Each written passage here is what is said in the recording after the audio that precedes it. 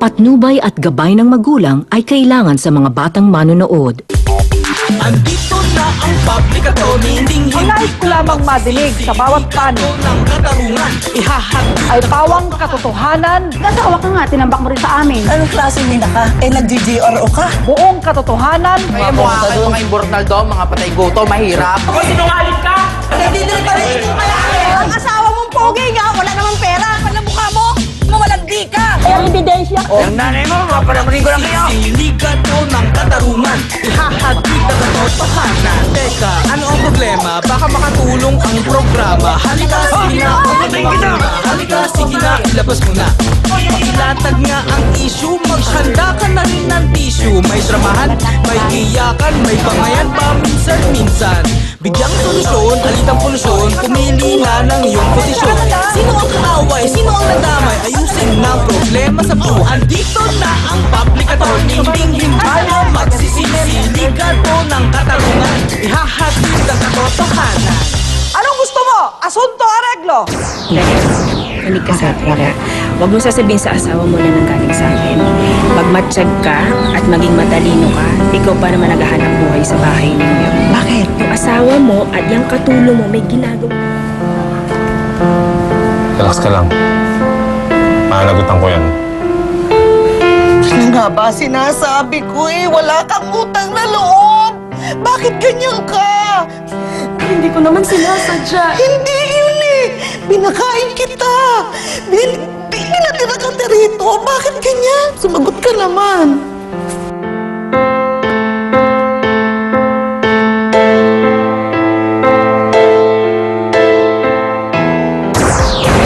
Ang kaso, concubinage. Narito na ang ating public attorney si Persida Acosta. Ano naman kayang reklamong ilalapit sa kanya ngayong araw? Tara mga kapatid, makiusisa tayo.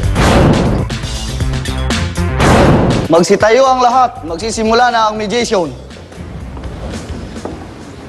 Dapat maunawaan ng lahat na ang mediation ay isa sa limited services ng Public Attorney's Office upang mabawasan ang dakets ng ating mga hukuman at maibsan ang problema ng sambayanan.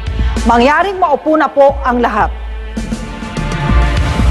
Ang nais ko lamang mapakinggan sa pagkakataong ito ay pawang katotohanan, buong katotohanan, walang labis, walang kulang. Ang nagrereklamo, Rosita Bondok, 45 taong gulang, mula sa Mexico, Pampanga. Aling Rosita, maaari bang isalaysay ang mga pangyayari sa likod ng iyong reklamo? Noong una po, nakikita ko siya sa daan, pakalat-kalat. May pateka lang.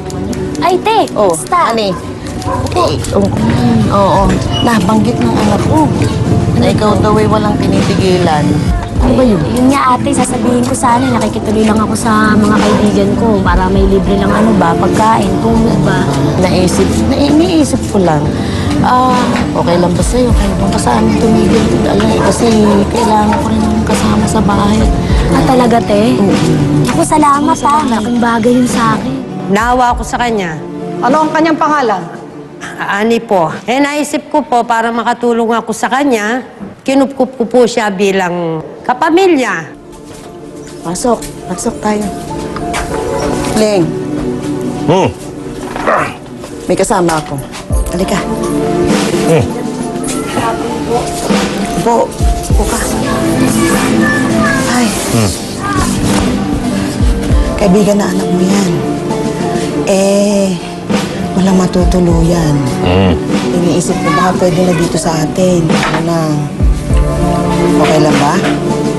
Nakalag yun Honey po. Hindi ko lang po inutusan talagang tinuring na katulong. Binibigyan ko po ng pera. Pag kumikita lang ako, doon ko po nabibigyan. Kasi wala na po talaga akong pansweldo. Alis mo na ako. Pala ka na sa kuya mo. Ay, te, wag na po. Gastos yan.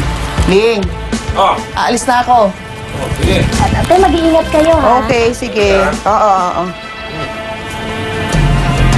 Ano ba ang reklamo mo? Ano ba nangyari?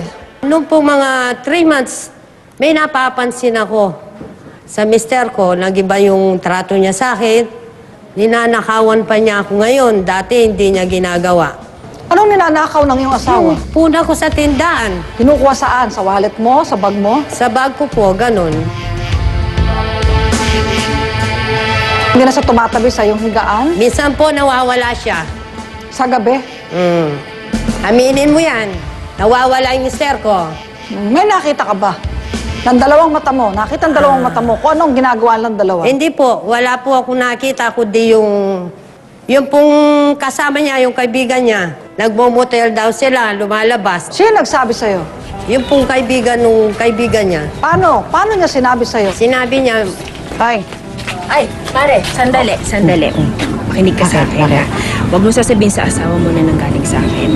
Magmatsyag ka at maging matalino ka, ikaw pa naman naghahanap buhay sa bahay ninyo. Bakit? Yung asawa mo at yung katulong mo may ginagawang hindi maganda. Ano? medyo sinuhulan ko ng konti. Kahit paano may malaman ako. Yun nga ho, yung kaibigan niya. May karelasyon yan. Nagre-relasyon sila. Pag wala ka, alam mo nang ginagawa ng dalawang taong naglilihim. Kupa. Sinabi sa kanya na pag lumalabas sila, siya ang kasama niya. Saan nagpupunta?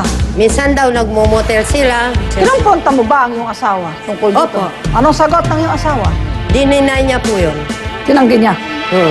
Itong si Honey na nirereklamo mo. Basta po ang sabi niya sa akin, buntis siya. Ipatawarin mo ako. Ano yan? Buntis ko ako eh. Buntis ka? Kuya. Yan na nga pa sinasabi ko eh. Ipatawarin niyo ako. Yung manayis, yung ginagawa mo. Wala kang utang na loob. Pinakain kita rito. Pinatira kita. Wala kang matiran. Hindi ka nahihiya. Anong gagawin ko? Kinalayas mo rin ba si Honey? Oo, sabi ko ba, sa mahinay na paraan po. Nagbalot naman agad siya? Opo. Saan siya nakatira ngayon kung alam mo? Hindi ko po alam. Ang asawa mo, saan nakatira ngayon kung Hindi alam mo? ko rin po alam kasi wala akong balita sa mister ko eh.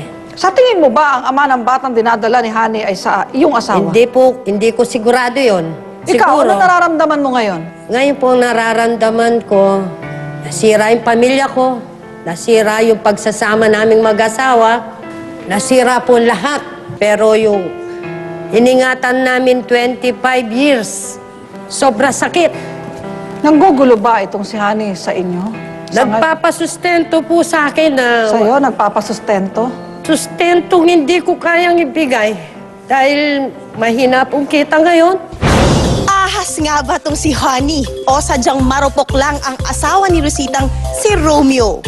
Malalaman natin yan maya-maya lang. Babae nang walang pagmamahal sa kuya mo? Hindi ka mahal kahit Sa'yo, sana. kumikilala ba ng kuya mo? Kilala ko. Hindi pa namin sigurado Sa bago ng lalaki sa buhay mo? Alam mo ba naglayas na ang kuya mo?